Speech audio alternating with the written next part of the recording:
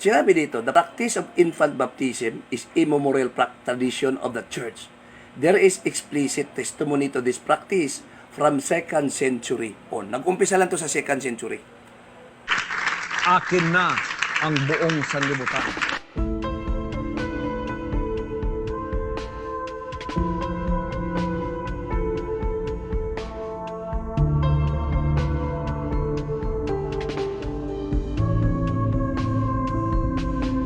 Inutil! Tarantado!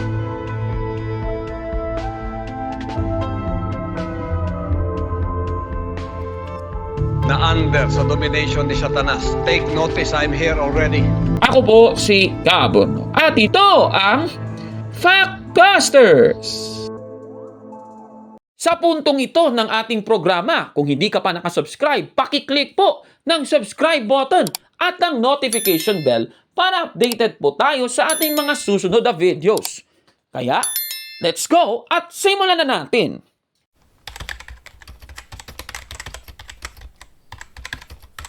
Kamusta ka na, kapatid?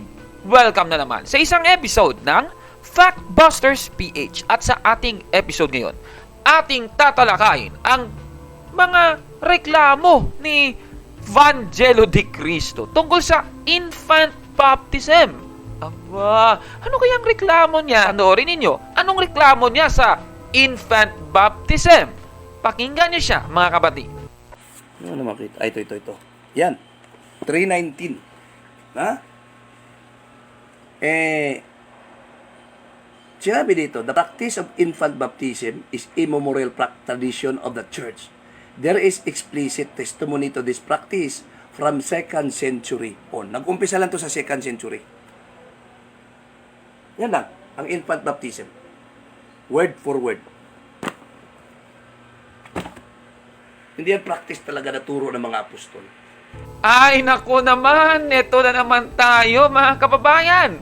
Isa po sa mga naging Facebook videos. Nagla-live kasi siya, si Vangelo de Cristo. Nagsasabi na, 2nd century lang daw nagsimula ang infant baptism.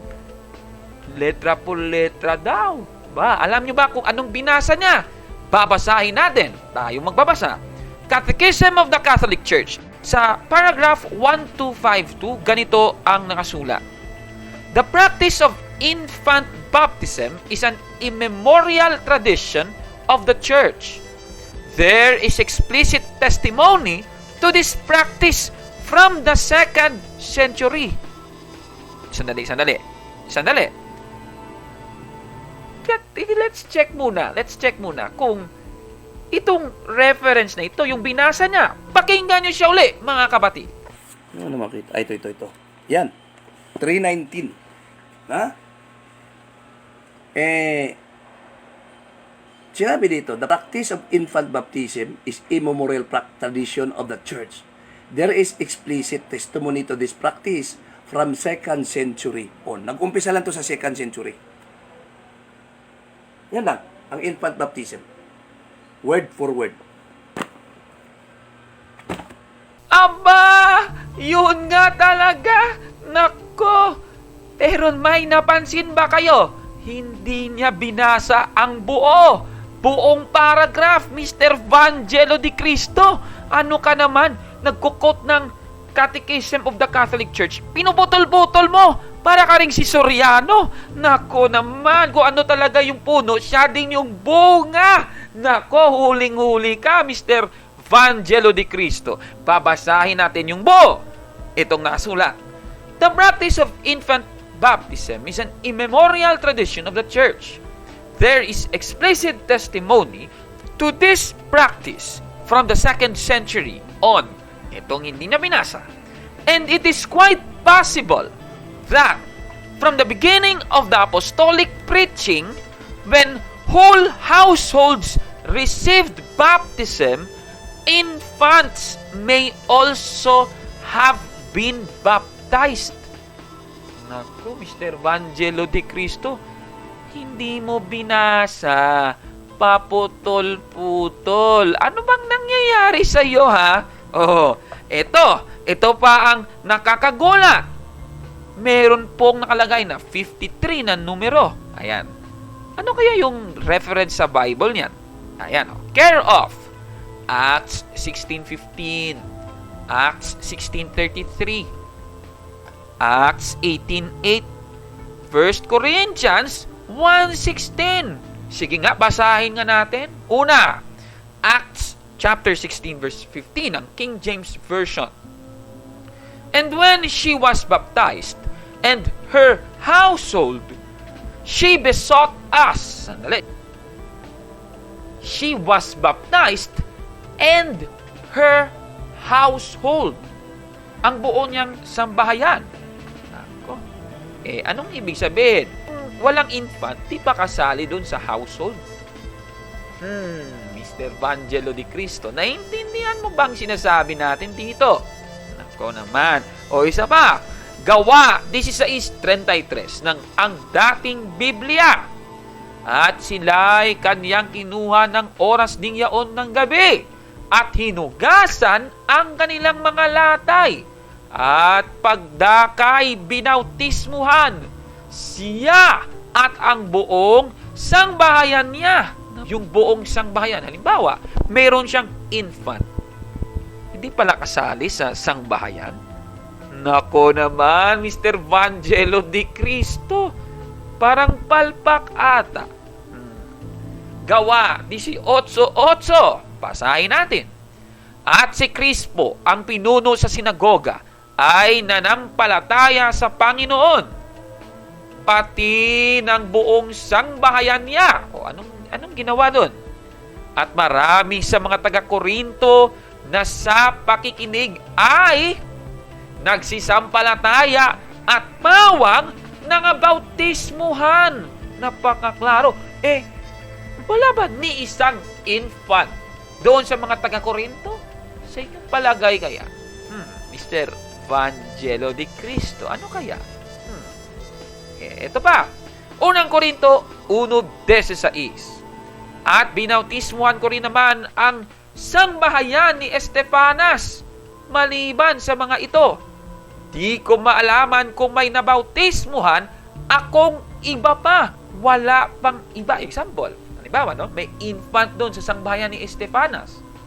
Sabi pa naman sa talata, wala nang ibang nabautismuhan, kundi yung buong sangbahayan. Nako, ibig sabihin, included yung infant, Mr. Vangelo di Cristo. Ay, nako, ang logic talaga hindi ginagamit. Nako naman, pinuputol-putol kaya sa sinasabing ito ni Mr. Vangelo di Cristo. Ano makita? Ito. Yan. 3:19. Ha? Sinabi dito, the practice of infant baptism is immemorial tradition of the church. There is explicit testimony to this practice from 2nd century on. Nag-umpisa lang to sa 2nd century. Yan lang, ang infant baptism. Word for word. Hindi yan practice talaga na turo ng mga apostol. Mali ba daw ang infant baptism? Kasi 2nd century lang daw ito ginawa. Busted yan, Mr. Vangelo di Cristo. Nako naman. Pero bago na tayo magtapos, kapatid, isi-share ko lang sa inyo. Bakit ba may infant baptism ang Iglesia Katolika? Ito pong direktang sagot mula sa akin at sa Biblia. Ito. Kasi ito po yung pumalit sa circumcision ng Old Testament Jewish tradition. Saan ba sa Biblia yan? Babasahin natin. Colosas, Kapitulo 2, versikulo 11 hanggang 12. Nasa kanya ay tinuli rin naman kayo ng pagtutuling hindi gawa ng mga kamay, sa pagkahubad ng katawang laman, sa pagtutuli ni Kristo na nangalibing, na kalakip niya sa bautismo, na kayo na may muling binuhay na kalakip niya sa pamamagitan ng pananampalataya sa panggawa ng Diyos na muling bumangon sa Kanya sa mga patay. Napakaklaro ng nakasulat. Yung circumcision ng Old Testament, pinalitan na ng baptism, kaya tinawag na infant baptism, mga kababayan. Sa English nga, yung nakasulat, sa New American Bible, in Him you were also circumcised with a circumcision not administered by hand, by the stripping of the carnal body with the circumcision of Christ. Ano daw yung circumcision of Christ? Patuloy. You were buried with Him in baptism. Napakaklaro. Baptism. Ngayon, ito. Yung circumcision sa Old Testament, di ba? Ginagawa yan sa mga infant. Nako naman, Mr. Vangelo de Cristo. Parang wala sa Biblia yung sinasabi. Ano? Itong paglilinaw. Hindi lang naman infant baptism. Meron ang Iglesia Katolika. Meron namang tinatawag na adult baptism. Kung hindi ka pa nakatanggap ng infant baptism at malaki ka na, naging kasapi ka ng Iglesia Katolika, pwede ka namang mag-undergo ng adult baptism. Kaya nako, nahuli na naman si Vangelo de Cristo. Nako naman. Kaya kung like mong video na ito, i-click ang like button at mag-subscribe sa ating channel, Factbusters PH. Kaya, huwag maniwala sa sabi-sabi. I-check muna kung fact nga talaga. Hanggang sa susunod na episode. Ako si Kaburno at ito ang Factbusters! Mga kapatid, magandang araw po at kapayapaan ay maghari sa ating isipan at sa ating puso. At follow and subscribe, Factbuster PH at The Beloved Catholic sa Facebook page ni Kaburnok. At abangan nyo si Kaburnok, no? Dahil marami siyang i-reveal na mga maling aral at matutuhanan natin ang katotohanan. Dahil ang katotohanan ay magbigay sa atin ng tunay na kalayaan. God bless!